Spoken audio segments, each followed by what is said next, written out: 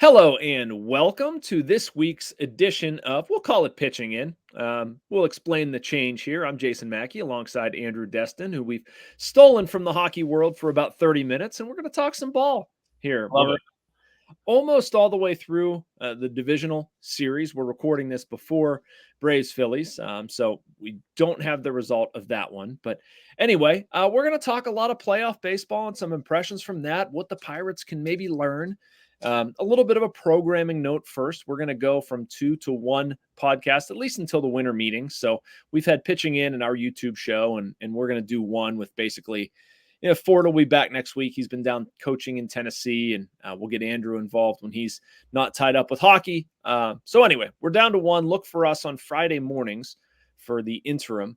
Anyway, and we are, as always, I'd like to remind you, brought to you by the North Shore Tavern, as you see on your screen. If you love baseball, you will love the North Shore Tavern. The interior is wall-to-wall Pirates.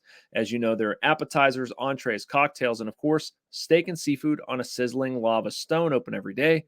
The North Shore Tavern across from PNC Park is Pittsburgh's home for steak on a stone. Andrew, before I get to how you're doing, we need to hopefully get you down to the North Shore Tavern next week. Fort and I are planning something when he gets back in town.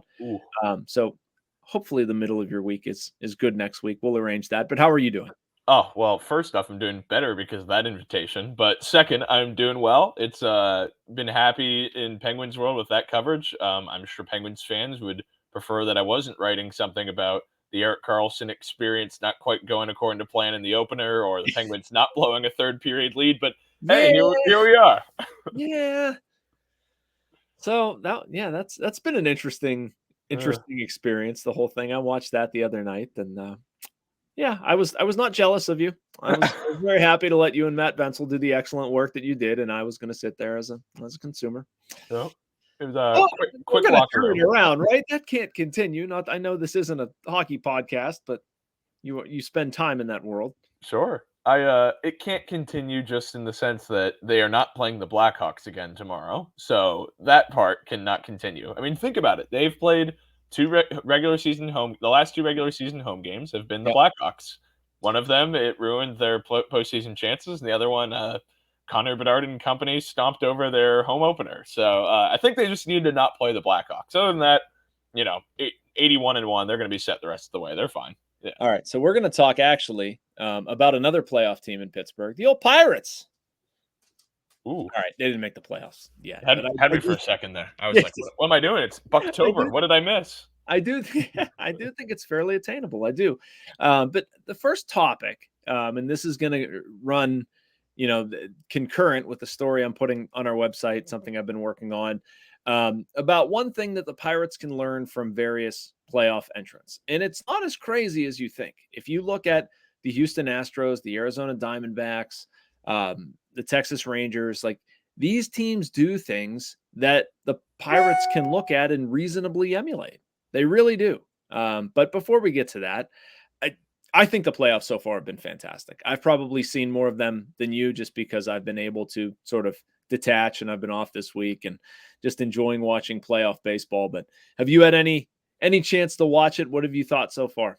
Super jealous of the time you're getting to watch it, because this has been in my memory of the last 4 or 5 postseasons. Like, this has probably been the most exciting one. And what I think is so exciting about it is you got a bunch of teams in there that just haven't been in this in a while, right? Yes. I mean, we talk about, look what the Diamondbacks are doing. This is a team, first time they've advanced to the LCS since 2007, I think. Yep. Like, I mean, that's really been fun to watch. I mean, me selfishly as a Giants fan, love seeing Bruce Bochy get after it again with the Rangers.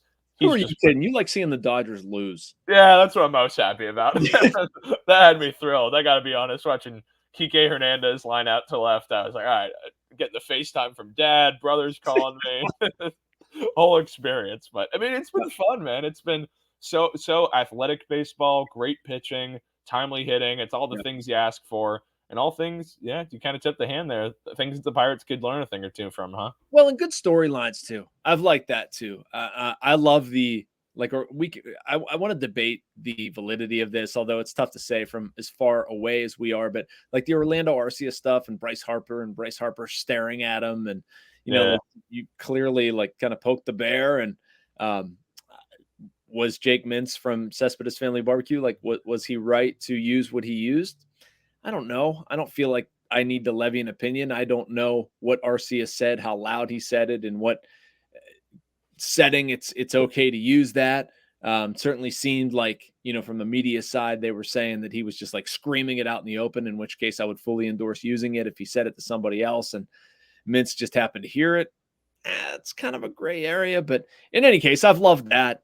Nate Eovaldi has been awesome to watch. I loved seeing the Twins snap their streak. What was it, 18, 19 years without a playoff victory, and then they win a series. That's been really cool. I thought last night's game was outstanding with the Twins really fighting tooth and nail all the way to the end against the Rangers. So I think it's been a really good post. The Orioles being as good as they were in the regular season and then just flopping. I mean, really all of the NL East, Toronto with the no-show, Tampa with the no-show. It's been very interesting. I thought the Brewers were going to do a lot more than they did. The injury to Woodruff, and then all of a sudden they're gone, bounced early. So yeah, it's been an exciting postseason. But as we get into stuff that I think that the Pirates can learn from these teams, I'm actually going to start with the Astros. And one thing that I think is most applicable to them is not only the homegrown talent, but the dominance that they've showed on the international market. It has been absolutely incredible. If you go through the Astros roster and think about who they've gotten internationally, Christian Javier, Framber Valdez, Luis Garcia, Brian Abreu, like that is some serious, serious talent. And then if you want to extend that and say homegrown guys, okay, obviously Jose Altuve, Jeremy Pena, Alex Bregman, Kyle Tucker. I'm probably missing one or two, but Hunter Brown is in there, Chas McCormick. They've also done a good job with trades, and this is sort of a secondary area, but stuff that's applicable to the Pirates. Yordan Alvarez. Yordan Alvarez was so darn good this season, was required for Josh Fields a couple years ago. You're probably like, who's Josh Fields? Lovely reliever. Great reliever. Oh, who's that? Fields? Oh, yeah. Yeah, I mean, I don't know. I'll take Yordan Alvarez. But like Hector Neris, free agent signing, Ryan Presley, trade. Anyway, my point in all of this is that's all stuff the Pirates have done poorly. That's all stuff the Pirates know they need to do better. But it starts, to me, with finding guys internationally because they have the same financial means, the same bandwidth, whatever you want to say, to access those players. And also the draft guys. They could have taken Kyle Tucker. They could have taken Alex Bregman. They could have taken any of these guys. And you need to be right. You need to be right on this stuff. It's not optional for them. So I always, obviously there's other parallels you can draw, right? But I look at the Astros and I'm just amazed at how many homegrown guys they have. Right. And I think, you're hitting on it right there. It's homegrown guys. And I reiterate that to say that you look at this Astros team, compare it to ones that, the one that won the first World Series title for them. This is outside of Jose Altuve.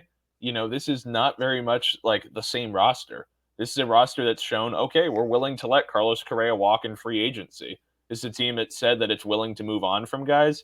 And I bring that point up to say that, a Pirates fan who's watching this saying, well, of course, the Astros can do it because they can spend money. It's a big media market, all that sort of stuff. It's like, it doesn't really ring true with the Astros for all the points that you've brought up. It's that they've dominated when it comes to player development. They've dominated when it comes to player identification, and it's paying dividends for them. So you look up and down the roster, and yeah, you can make a fun trade at a trade deadline because you have that surplus of talent.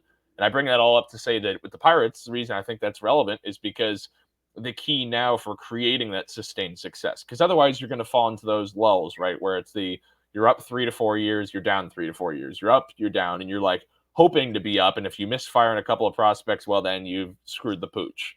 I think the key here is with the Pirates, the reason it's relevant is because there is that wave right now that is relatable to what the Astros have done in a sense of, hey, this is young guys coming up.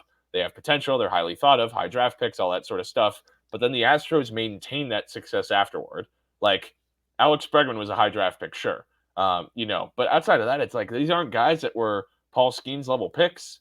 That was the beginning of it with the Astros. But outside of it, they've been able to build up a rapport behind it and get guys through, international free agency. That's huge. That's huge. Yeah.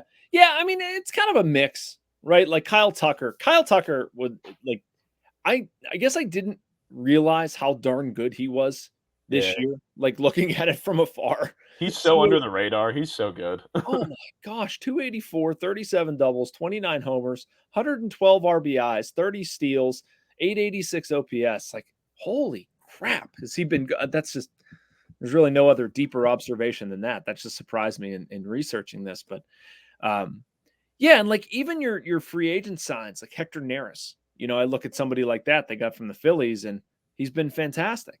And bit parts, signing guys that sort of fit well. They knew they needed a pitcher. Go out and get Verlander this year. He's been tremendous. So yeah, it's the Pirates are obviously going to operate like not on the exact scale of the Astros. You don't need them to, but you need to get Shaylin Polanco, some of their other international guys that they've brought along recently. I mean, let me pull up a few names because they're not on the front of my brain, unfortunately. But like some of these bigger signs that they've had recently, they absolutely have to hit on these guys. It's not optional. Yordan De Los Santos is another one that they've brought in recently. Tony Blanco Jr., Esther Suero. So anyway, yeah, there's been a few. So that's one thing there. What else did I do? Sort of sifting through some research. One thing I attached to the Texas Rangers, Andrew, curious what you think here. There may be some deeper parallels, but the one that stood out the most to me, if you look at like what they like to do, what the Pirates like to do, drafting college guys and having success with it. Wyatt Langford this year, the outfielder out of Florida that some people had linked to the Pirates. Kumar Rocker, Jack Leiter, Justin Foscue, Josh Jung. All college guys dating back to 2019. And the Pirates have kind of gotten that rep too, whether it's Paul Skeens, Nick Gonzalez, Henry Davis. I think am I missing something? No, Tamar was a high schooler. Yeah. But yeah, I mean, there's Triolo's a prominent college bat near the top there. So anyway, it's a smaller link, but it's been neat to see what the Rangers have done as well, even if it's not, I don't think, as applicable to the Pirates. Yeah, it's a hard one to unwrap there, right? Because you got like everybody could say, okay, well with the Rangers, it's just Seager Simeon. They spent $600 million up the middle, and that's it. I'm like, yeah, Pirates aren't going to do that, but you also have to fill out your other 24 guys on the roster, and you also have to develop a farm system behind that. And it's like, yes, the Rangers have done better because they've spent money. But they've also spent money for like a long time. This isn't some new phenomenon for them. It's like now they're supplementing the roster, and it helps to get like a Jonah Heim from the A's and like figure out that you have something there with him as like a very good catcher. So I think it's a good point to bring up, and it's so funny whenever I talk about like college bats. Like maybe this is just me being the nerd Bay Area sports fan I am, but like I always just think back to like the Moneyball discussions, both with reading and watching the movie. How it's like we don't draft high school kids, we draft college bats, and it's like or college arms, and it's like, well, maybe there's something to that. I mean, yeah, it's now it's you want guys who are more athletic. You're not just buying the hit tool. You're not just signing away for a guy who gets on base at a high clip. Like it's about the whole baseball player because we value defense a hell of a lot more than we did 20 years ago. But like there's something to be said about getting a developed college bat or a developed college arm. Like, I don't know. It still probably feels like a little bit more safer of a pick. Maybe there's not as much upside, but who cares, right? You're still getting a good player. His defense does not matter. It kind of matters, Brad Pitt. I'm sorry. That's the line with Hatterberg. Yeah. What about first base? It's incredibly hard. Or what about the fans? Yeah, maybe we can teach him to play first base. Good one. Good one, Wash. Yeah. Oh man. All right. So Diamondbacks. I'll put you on the spot. What's a parallel you see with those guys? Ooh, with the Pirates? Yeah. This one's deep. I don't know. I'd be surprised if you got this. Yeah, I'm going to say we're not going to match it. And I'm also going to say that I'm not looking for a comparison with the 2, 3, 4, 5 hitters of the Diamondbacks lineup to that of the Pirates. Because if memory serves me right, I believe 2 through 5 of the Diamondbacks all-stars. Yeah. Not looking at that parallel. What I am looking at the parallel is this is a group that's led by a pretty darn good bullpen. I will say that's been really fun to watch for the Diamondbacks. They've got good starting pitching. Everybody wants to talk about Zach Gallen. But that bullpen was money throughout that Dodgers series. They were huge. They were huge in the wild card round too. And I'm like, I'm not saying the Pirates have that, but moments like these, and tip of the cap to Torey Lovello. I mean, the way he's managed throughout this. I mean, this guy's money. But like, I just look at it as a bullpen really matters. And I'm not saying the Pirates have one of the best in baseball, but you got Bednar. He's one of the best closers in baseball. I like Holderman as a setup man for a lot of guys. Like, I don't know. I think there's something the Pirates could take from that of, hey, if we build up a good bullpen, even more so than what we showed in the second half of this season, that can be impactful. I don't know. That was a shot in the dark. I don't know if I was remotely close, Jason. No, I did not expect that at all, and I really like it. What I have is completely opposite of that. I went with the running and sort of mastering the game today and how aggressive they are. They win in ways that a team like the Arizona Diamondbacks can and should win, and a team like the Pirates can and should win. They run a lot and they run efficiently. Maybe that's the right way. Like, they don't get thrown out a ton, but they steal a pretty good amount of bases. Believe they stole 166 this past season. Success rate 865. Only the Mets were better. The Pirates, conversely, were not good. 741 was their success rate on steals. Only the Angels were worse. They also controlled the running game really well. They threw out a lot of guys. So I mean, just smart ways that you can gain advantages, going first to third and not getting picked off, running at opportune times. The Diamondbacks were really good at that. And they also are the fewest errors in Major League Baseball. 56 best fielding percentage in Major League Baseball as well. So to me, that's something with the Pirates. It's again not optional. You have to be good defensively. They made strides this year. They weren't all the way there, but you had some guys improve. Naturally, you're going to get some defense there with Brian Hayes. Carlos Santana certainly helped. He could win a Gold Glove, but I still think they have work to do defensively. But running and defense were the two things that stood out with Arizona. And honestly, just to wrap up this discussion before we pivot to some other topics, I don't even know where I'd go with Philly and Atlanta. I really don't. I have a tough time figuring out how they would compare to the Braves or what they could take from the. I mean, you could say hitting a lot of home runs. That's a lot of fun. I might go with sort of the bond and what has been created with Philly and the fans. To me, that's like that's what you want. That's why you do this. That's what they had in 13, 14, 15, and what every team should be looking to obtain. Like, you want your fan. I can't believe I'm saying that about Philadelphia fans, but like, man, oh man, those environments been a lot of fun. It seems like this group just, like, there's great clubhouse chemistry. They have a lot of fun playing at Citizens Bank Park and feeding off the fans. So I'd look at something like that and recreating it at PNC. Yeah, I mean, that's a very real home field advantage. Like, I can't diminish that at all. And it's like, PNC, as somebody who'd never been to a playoff game at PNC Park, it's like, anytime I see those videos, that's the only thing that resonates with me when I'm watching these Phillies games. I'm like, that throws me back to watching Russell Martin send one into the cheap seats. Like, Yeah. that's where my mind goes. But I will make one parallel with the Braves. I might be totally off base with this, so I'll preface. And by the way, we're recording this before the game, so right. This series, we're well aware could be over. But go ahead. Right. Very well could be done. Phil's in 4. May have predicted that. However, but with the Braves, a takeaway that you could apply to the Pirates is that maybe there is something to be said about having a pretty set 1 through 8, 1 through 9 in your lineup. And I say that just because, listen, there was a lot of talk. I know. It's a lot easier when you got 20, 30. How long have you been gone, friend?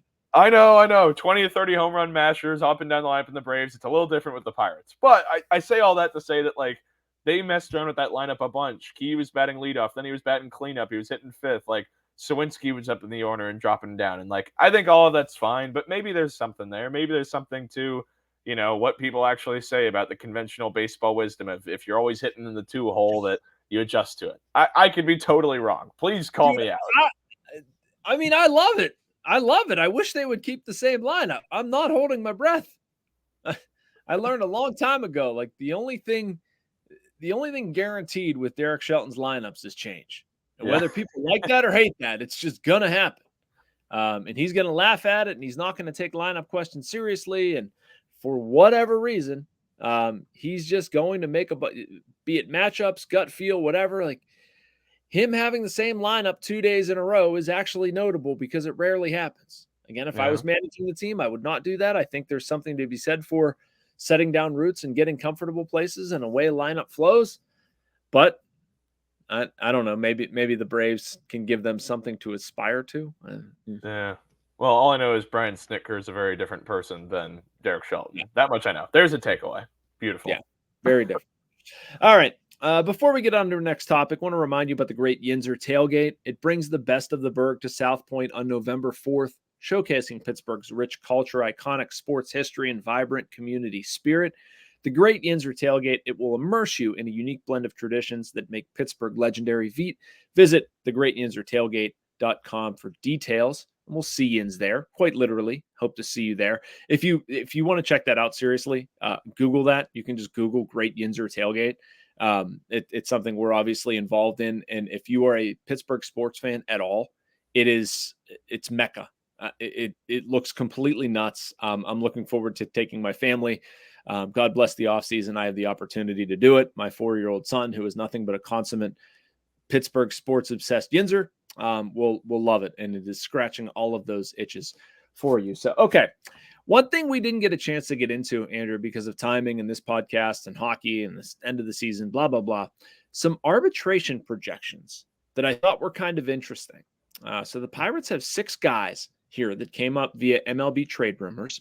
And I wanted to kind of bat around what we thought about these, if they were high, if they were low, what they mean going forward. I'm going to read them, and then we're going to sort of work, I don't know, for a random order. I'll say work from the bottom up, but whatever. Ryan Baraki, Miguel Andujar, Mitch Keller, JT Brubaker, David Bednar, Connor Joe are your 6 guys, and Connor Joe is Super 2, will be considered Super 2. Joe is projected to make $2 million, and Andujar projected to get $2.2 million. Let's stop there. Do either of those surprise you?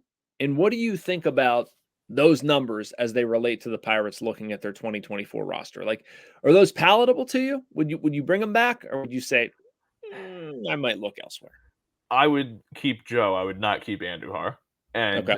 I say that because Andujar, I think I have a hunch of why that number is as high as it is, and I could be wrong, but it's got to be based on that rookie year, right? Like that's influenced into it. Probably better big league accomplishments in his career, a more tenured big leaguer than Connor Joe, but like Joe was just kind of a late bloomer, and I feel like he provides more at this career in terms of position flexibility. I know Andujar played a little bit of first base when he was at the Yanks and tried third base for a while, but that's not really something that's of a need for the Pirates these days. So, like, I don't know. Feels like Joe over Andujar. Am I wrong there? No, I question whether I want either one, to Mm. be honest with you. And I go back to something Ben Charrington said on his radio show toward the end of the season, where I think he said, I don't see why not, when asked about Josh Palacios being on the major league roster. Okay, well, if you operate with that to be true, I wouldn't think they're going to have Henry Davis off the roster. I'd have a tough time believing they're not going to have Endy Rodriguez or Jason DeLay on the roster, which means to get Davis in the lineup, it's probably in the outfield. You're not going to bump Sawinski. You're not going to bump Reynolds. All of a sudden, we've got 5 outfielders real quick, and that's without, potentially trying to find Jared Triolo at bats or who the heck knows. But I just, and Triolo has shown that he can play first base. So can Connor Joe. Triolo can bounce around a couple different places. Like, if you can hedge your bet on Triolo, I'm not sure what Connor Joe is giving you that you don't already have, either in the outfield or other ways for cheaper. So if you're the Pirates and you're looking to sort of maximize every dollar, I don't know if that makes sense for you. And I like Connor Joe, and I might not non-tender him because I think that's tradable. Like, if you would tender Andujar and another team might acquire him with knowing that's what the number looks like, I don't see that happening. With Joe, if you're saying this is Connor Joe, this is what he does, he makes $2 million, I still think you can move that. I don't think that's that much of a threat. That's still a reasonable number. I just don't see how it necessarily fits within their scheme or what else they have or what else they've said that they've liked, how realistic anybody can get at bats, whatever. I guess maybe you think Connor Joe is like, you basically don't sign a first baseman. My brain has gone there, which I hope that isn't the case. But if you go Joe and Triolo and just sort of split that, even though they're both right-handed, I'm not sure how the split would even work. But yeah, it's a weird thing, man. I don't know if I need to pay $2 million for Connor Joe. And Andujar is an easy one for me. That's an easy non-tender. Yeah, it's with Joe. I mean, you kind of hit on it right there. We've talked about it a lot in this podcast about both being right-handed guys, him and Triolo. It's like, wouldn't you rather save that $2 million and put it towards any other left-handed hitting hitter that you could, or left-handed hitter that you could put at first base? Because Yeah. otherwise, you're just kind of like divvying up reps in kind of a complicated manner to try and appease people. And like, yeah, I mean, you should feel optimistic about what Triolo showed you the last 2 months. Yeah, it's a rookie season. Yeah, it's only, whatever, how many games he played, 60, 70 games, but like, that still matters. It's still Yeah. important, So I look at it as, yeah, if I have to choose between one of the two, yeah, it's Joe. But I kind of see your point of there might not be a huge reason to bring him back if you want to get Triolo those ABs. Yeah. Otherwise, I don't know where it's going. So Baraki comes in at 1.3. To me, that might be one of the easiest decisions they have to make this offseason. What say you? Yes. And yes. Yeah. Yeah, come on. He was money, dude. Like, and I was skeptical of Baraki. Like, when they picked him up, got him in May, I think made his debut with the Pirates at the beginning of June, I want to say, off the top of my head. Like, this is a guy that I'd heard from people who, cover the Cubs or watch the Cubs a lot, that this is a guy who, kind of a soft toss lefty, hadn't really figured it out, was kind of bounced around, was the former starter with the Blue Jays, and then kind of fanned out there. And it was like, he was money for the Pirates. And whether that was finding that new pitch with that slider cutter, if that was just like he needed a change of scenery, get involved with Oscar Marine, like whatever it was, it worked out tremendously. And yeah, Baraki's an easy yes for me, especially at that figure. Totally. Yeah. David Bednar goes up to not goes up to, it's his first year through ARB, but goes to 4.7 million. JT Brubaker 2.28, at least according to these projections, which tend to be pretty good, by the way. I remember my first year on baseball, I'm like, wait a second, there are these projected numbers through a website called Trade Rumors. What the heck is that? Sounds like gobbledygook. Why would anybody pay attention to that? But they actually do a pretty reasonable job. They get you in the ballpark. And Mitch Keller goes to 6 million. I mean, those are whatever, right? Like, you're going to pay the fair. You're going to keep those guys. They all make sense. Brubaker's I think it's actually a little bit lower than his number last year. I would still pay it. I think they are much better with Brubaker. And the question with Keller, to me, honestly, is can they avoid that number, or does that roll into some sort of long-term extension, or longer-term extension, I should say. I don't think it's going to be like 8 to 10 years, but maybe a 5-year deal. And I do think that could reasonably get done this offseason.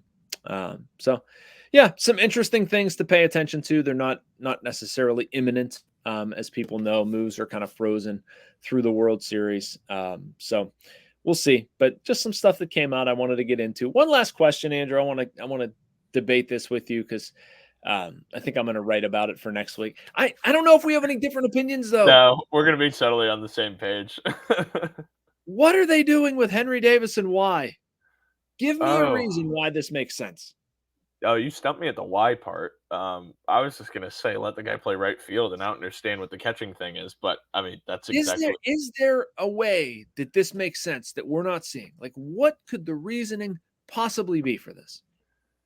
In a vacuum, in a phone booth last year at this time, it would make some degree of sense because they were trumping out that idea of Endy can catch the majority of the games and Henry could, catch a few, right? Like they would each be able to. You wouldn't have to have a backup catcher on roster, all of that. Jason DeLay proved himself perfectly adequate. With that development in mind, and with the reluctance to put Henry behind the dish, I see no reason that this is logical. I think it's a disservice to the guy. And I'm not going to say kid because he's about my age. I'm 24, for God's sakes. But but like it's a disservice to him because it's a guy who's learning a new position. He's trying to play right field for the first time in his life, and showed he has the strong arm and showed that he can. He is an athletic guy, and maybe the routes aren't there yet. They're not, but they can be. Let him work on it over over the offseason. Work on it going into spring training. And I know that it's a lot harder to be a catcher than a right fielder, which is why they want him to keep working on being a catcher. But what's the end goal here?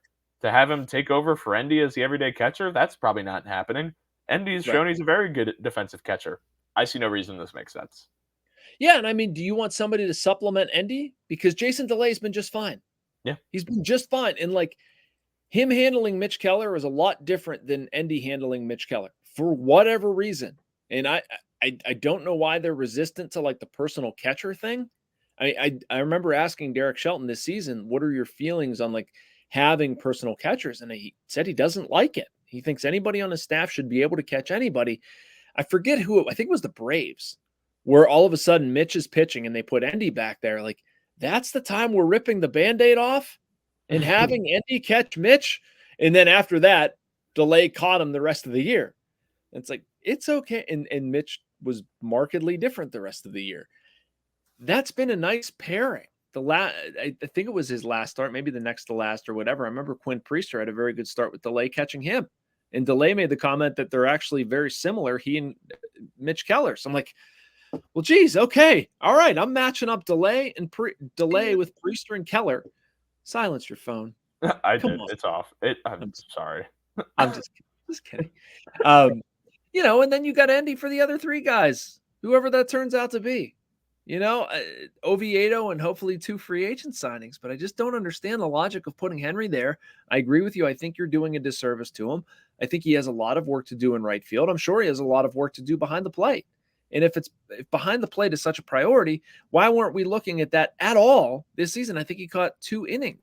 And you're telling me if he's not good enough to even catch mop-up time or some like getaway day game that, I don't want to say you don't care about, but like you're willing to take the risk. Right. All of a sudden he's going to be like an impactful part of the major league roster as I don't understand it. And all the while I'm looking at this, like he's got to be a heck of a lot better in right field. He really does. And that's okay. I don't blame Henry for being bad in right field. I thought what was asked of him was really, really hard. And you like, if they would just sit him down and say, like, this is what we need. We need you to play right field. This is how we need you to get better. This is what we're going to do to get there. I have no doubt that he would come back and be very good at it. And we've been down this road on the podcast. I just don't, for the life of me, I don't understand this thinking and what they're doing with him. So anyway, that was not much of a debate when the two of us wholeheartedly agree. And I'm not in a hurry to defend the other point. It's more, I guess, just a gripe session because I don't understand it. Yeah, that's where I'm at, man. And I just view it as like, I mean, there's so much to be done in right field that it's very difficult to become better at catcher. I view that as, I take them at face value on that yes, it is harder to be a catcher than a right fielder in the big leagues. Yeah. It also calls into question that, like, why was this something that was not prioritized more? I understand that the bat forced the issue to get him to the big leagues, but like they treated him like an emergency catcher, essentially. It was just like a guy who could say, it's somebody on a big league roster that says, oh, I caught in high school or I caught in college. Like, that's how he was kind of treated. And that was kind of a disservice to him in terms of that development. But yeah, I view this as, I think I understand the thinking there where they wanted to catch him. They were really hoping that as they went to AA, AAA, all this stuff, that like it was going to get better. It was going to get usable. So like, we're not going to spend too much time worrying about right field. Like, it's going to get better. It's going to be okay. And then it just never did. I kind of get that. Yeah. And then you're like, it's in the major leagues. Man, like he's going to be, if he's bad back there, that affects everybody else on the field. We can't really risk that. He might affect the pitchers in a negative way. We can't risk that. All of that I understand. If you determine him to just not be a good catcher and you say, you're not catching, you're playing right field. To me, that's relatively linear. That makes sense. What I don't understand is like, you're bad at catching. We're not going to catch you. And then next year, you're going to catch. Yeah, you're going to catch. You're going to catch. Whenever we get good, you're going to catch. Yeah. There's something missing there. There's something missing. I don't know what it is. Maybe we'll have an answer in March. I don't know that we will. But like, I don't think he ever gets back there in a meaningful way. I really don't. I think they try it. I think it looks bad in spring, and I think they shelve it. That's my prediction. I would say that is one to go to the bank with. Whatever your bookie is, viewers, that is a good one to go to the bank with. I'm not getting gambling advice. What's that? I said I don't have a bookie, and I don't know how to bet, so that's going to be bad. Dead honest truth, man. I've never bet in my life. I couldn't make a bet on something if I tried. If I walked into the Pittsburgh sports book or whatever the heck it's called at Rivers Casino, I couldn't. I literally could. I would need some sort of staff assistance to even wager on something. That's how bad it is. I've never gambled at a casino. I've maybe like played a slot machine somewhere. Okay. The most slot machine I've ever played is like the end of Mario 2, which I don't even know if you've played Mario 2, so that might go completely over your head. But I know what you're referencing. I didn't play the game, unfortunately. Sorry. I hate to break it to you. It's all right. Well, just know you're in the presence of a man that is still wanted at the blackjack tables in Turks and Caicos. Let's just say I know my way around a blackjack table. Let's still wanted. What do you mean? Oh, I mean, I took 2 money from him, man. That was too good. Really? No, I'm just kidding. I'm playing with you. Okay. Yeah, I don't know. I'm saying it like a joking I way. don't know how many like all-nighters you've pulled in casinos and what sort of things that you do when you're away from baseball. And it's No, none of my business. no. Now I'm just at UPMC Lemieux Sports Complex. I'm no longer found at the blackjack tables. What can I All say? right. Well, that's good. I hope you're making curfew, not blowing it off like you did on baseball all the time. Hey, No, whoa. I'm just kidding. All right. That's enough from us. Good talk. I enjoy this. We'll have to do more of this. I'll be in touch about lunch next week when Fortress gets back into town. We'll do a little thing. Might bring him in the office and have some fun with him that way. But McHenry will be back next week. He's been coaching a USA baseball team, I believe, and I'm going to give him a whole bunch of crap because I sent him a Casper gif this morning. It's like he hasn't answered me, and I just got straight up ghosted for like a day and a half. I don't know what's going on with him, but he told me he'll be back to normal next week. So Good. We'll do this all again real soon. In the meantime, like and subscribe. You can check out all of our Post-Gazette content as well as stuff that Andrew and I write, watch, say, doodle, all that stuff, whatever. Thank you for joining me, brother. Enjoy Penguin stuff. For Andrew Destin, I'm Jason Mackey. Talk to you next week. Thank you for checking out this content from Post-Gazette Sports. If you enjoyed the video, please like it and subscribe to our YouTube channel. Check out our Apple Podcast channel for more podcast content. Click below for a special deal of 99 cents for a 3-month subscription to the Pittsburgh Post-Gazette.